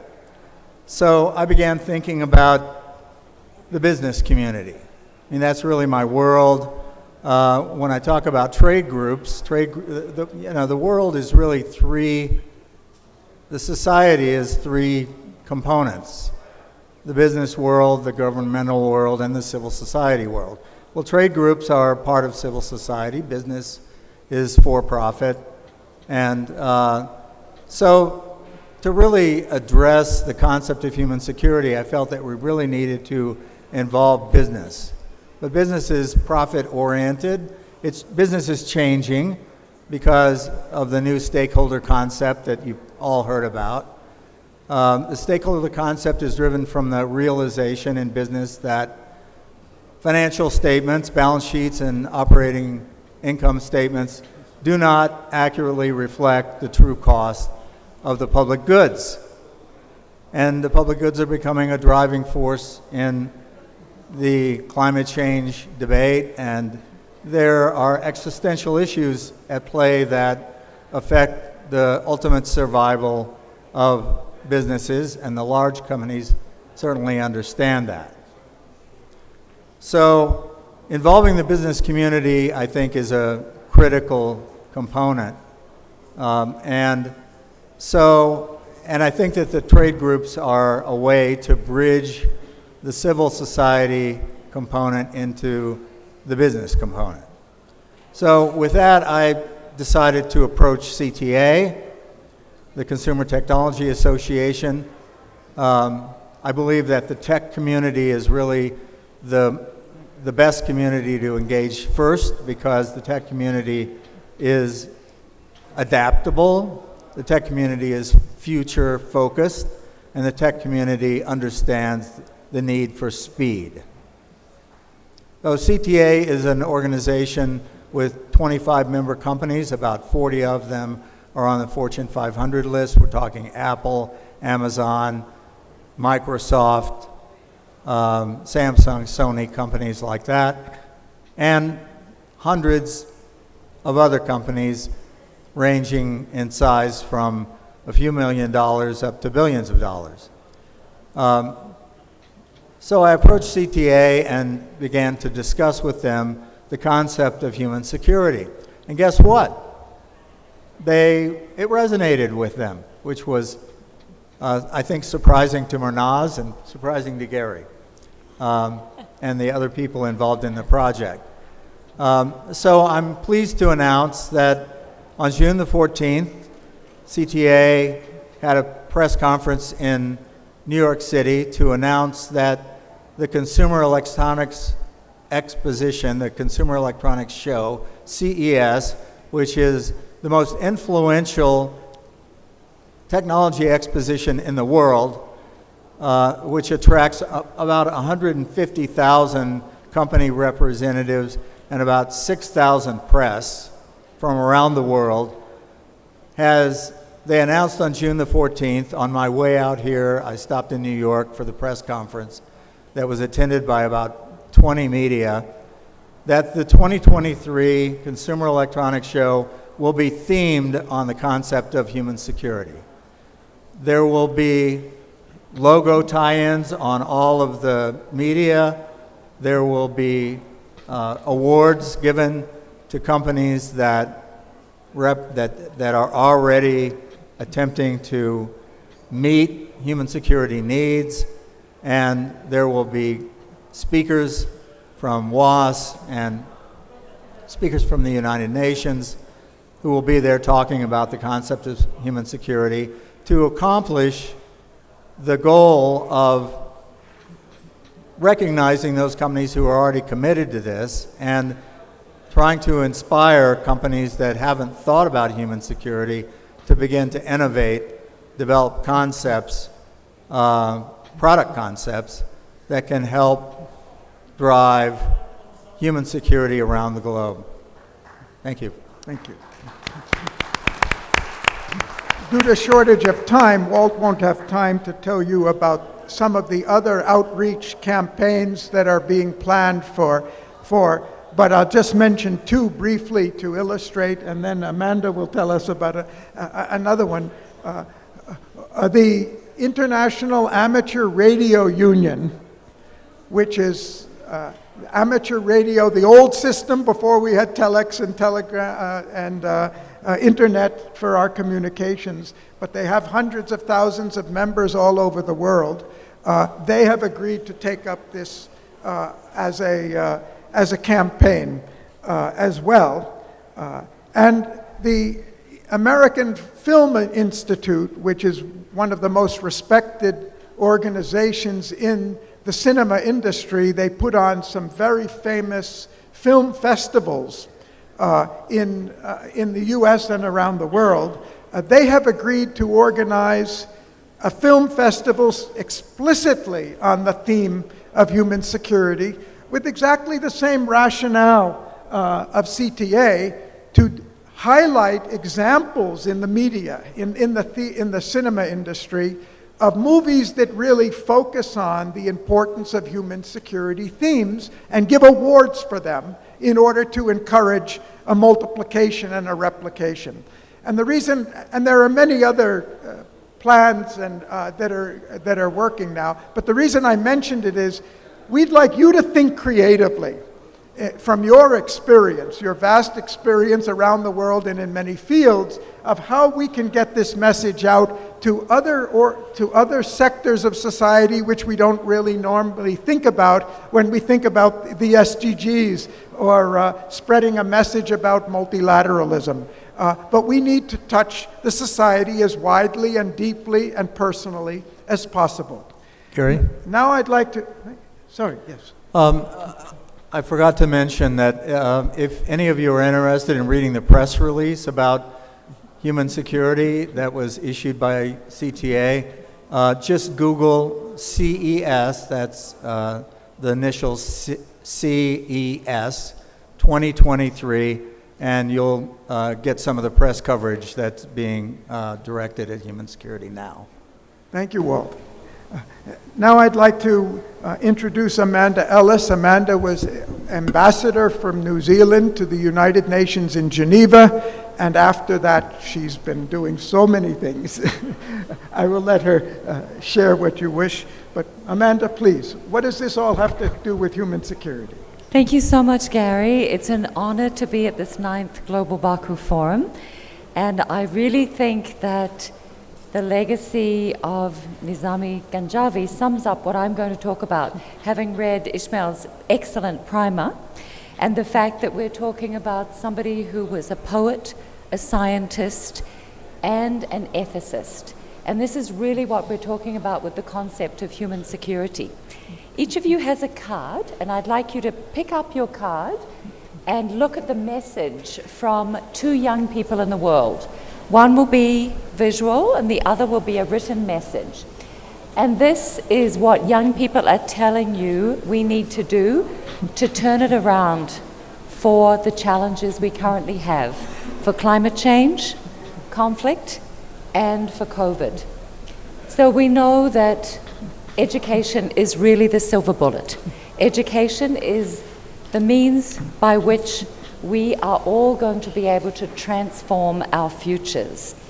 And I think the opportunity for us to come here together to collaborate and to coordinate across disciplines is really the key.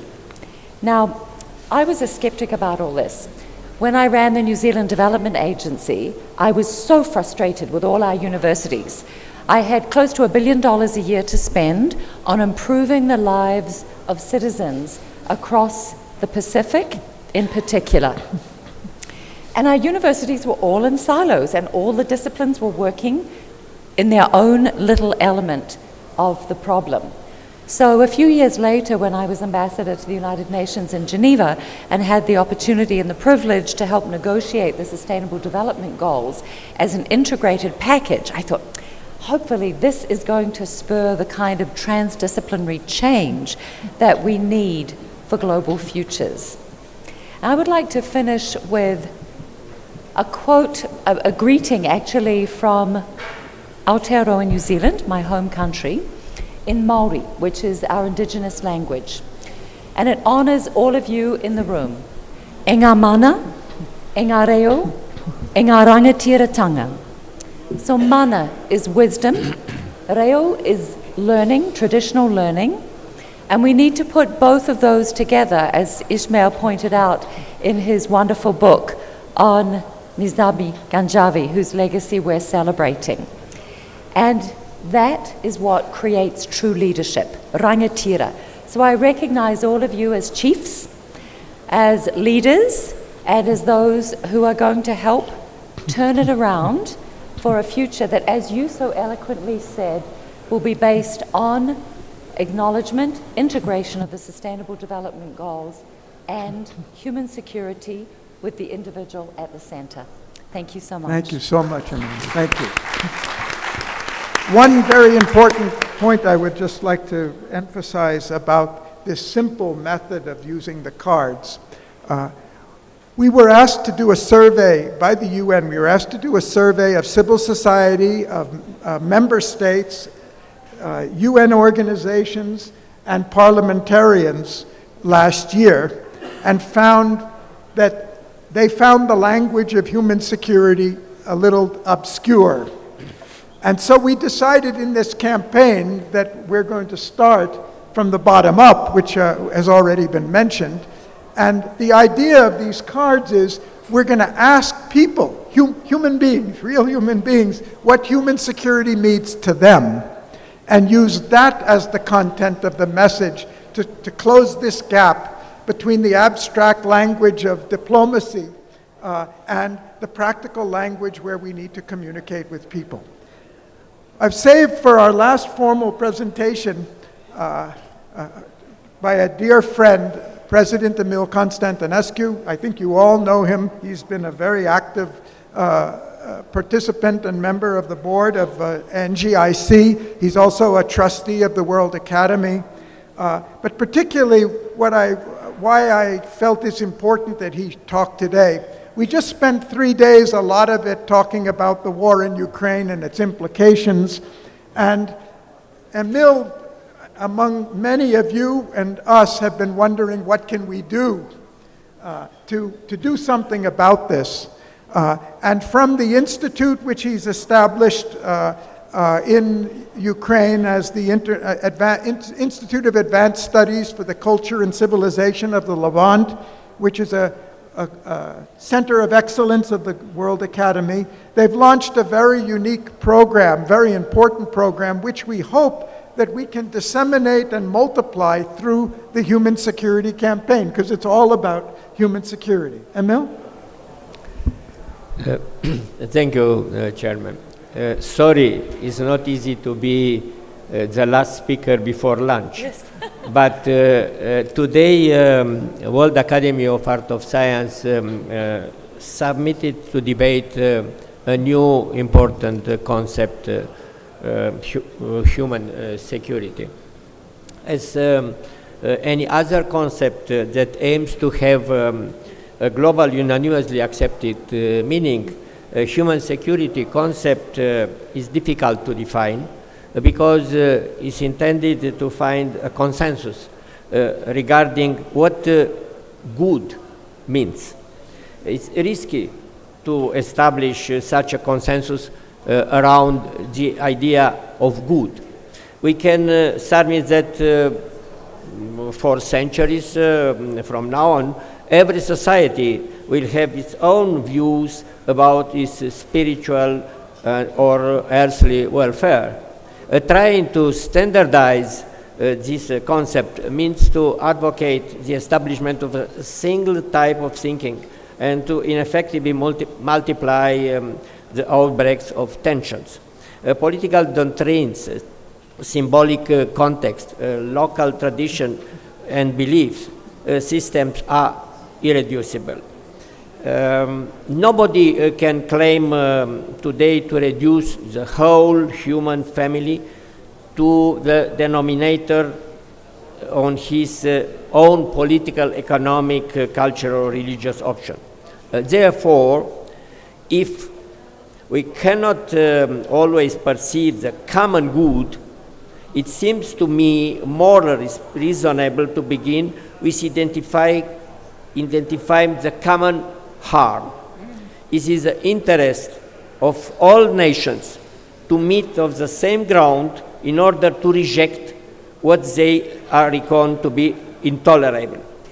I am sure that all those present here refuse war, terrorism, torture, pollution, xenophobia, racism, genetic manipulation, minors exploitations, social exclusion, the famine, professional discrimination based on sex, religion, or ethnicity. We have the duty to diagnose these pathologies together, as we can together heal the wounds they continue to cause. Many of us have personally experienced or have been the witness of some of these damages and injuries provoked by men against each other. But the worst of all is a war. I have a personal experience. I was born in the first year of the Second World War. I was a refugee twice, fleeing from the Red Army. My grandparents' house was destroyed by bombing. I have lived under military occupation and under dictatorship regime. Now, here in Shusha, we could see the following of the war. While we have here in Ukraine, a devastating war is carried out, generating many deaths and destruction, which is difficult to imagine. Here in Shusha, we can see also how, after establishing peace, the reconstruction can begin. Let's hope that also the Ukrainian people, who is in deep suffering today, will be able to know peace and reconstruction. Thank you. Thank you.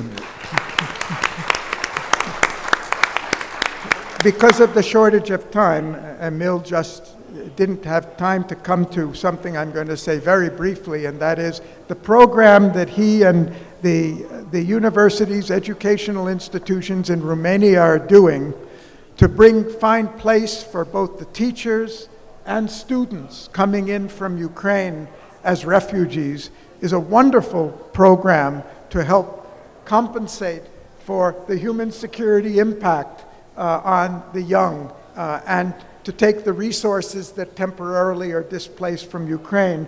It's an example of the many types of strategy that civil society can employ to support this effort for, we have just 5 minutes left, and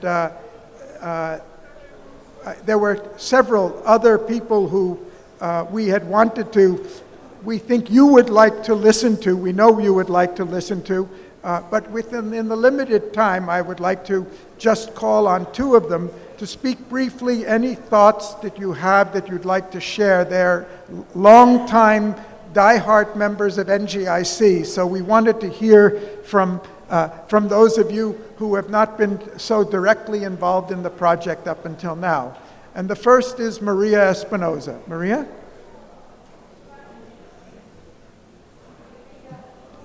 This is not compulsory, Maria, but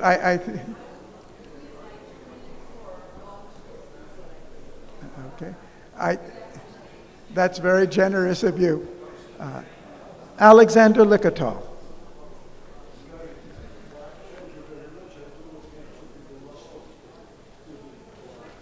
Yeah. Thank you. Next time. Okay. Then. Thank you. Then I would like to thank you all for your kind listening and to NGIC for giving us this platform to share with you our work, and look forward to working with you in future. Thank you.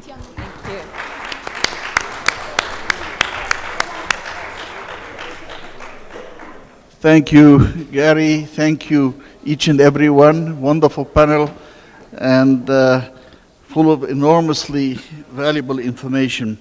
Ladies and gentlemen, as we come to the conclusion of the academic part of our discussions in Shusha, I would like just to mention 3 things, and we have one little ceremony to do, which I'm sure you will all appreciate and support. First and foremost, I think for those of us who were here last year, it is very noticeable that there has been very significant construction improvement all along the road. When we came by, we saw a lot that was being done. And we started our day with listening to the visionaries that President Aliyev has appointed as personal representatives to the city of Shusha, to the region, and through the other activities that are taking place. I think we then wanted to, may I use another link of letters, to be rooted in realism. So R&R, the R&R was really a discussion of just how difficult this demining is and how it creates obstacles to development. And we learned of the enormous work that has already been done. We learned from other experiences. We discussed briefly the legal status of that. And I think I gave you all a reminder that this is a problem that will not go away unless it is tackled very seriously, and that in my country it's now 80 years, 80 years, almost a century, and the risk is still there. And that it kills mostly children, 42%. So the work of ANAMA in dealing with the demining is an important part. It's one of the obstacles that has to be responded to. And then finally, in this wonderful panel that the World Academy has put together, we reflected on what was needed.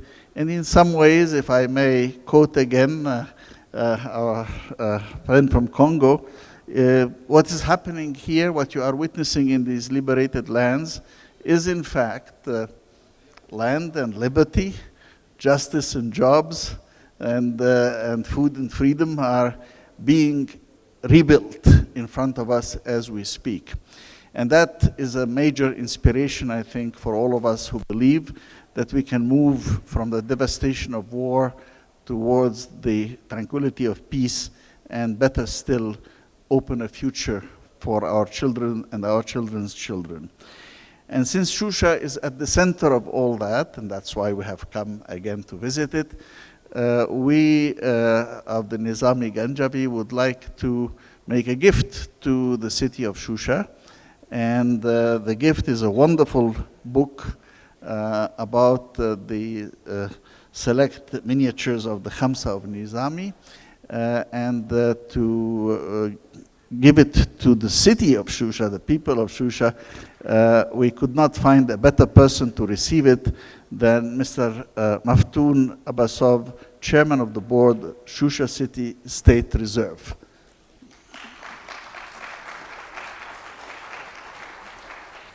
And with that, ladies and gentlemen, we have concluded our proceedings here today, and we may now proceed to lunch. And I hope after lunch we will have our tour in the city, the wonderful city of Shusha. Thank you each and every one, and we are now adjourned.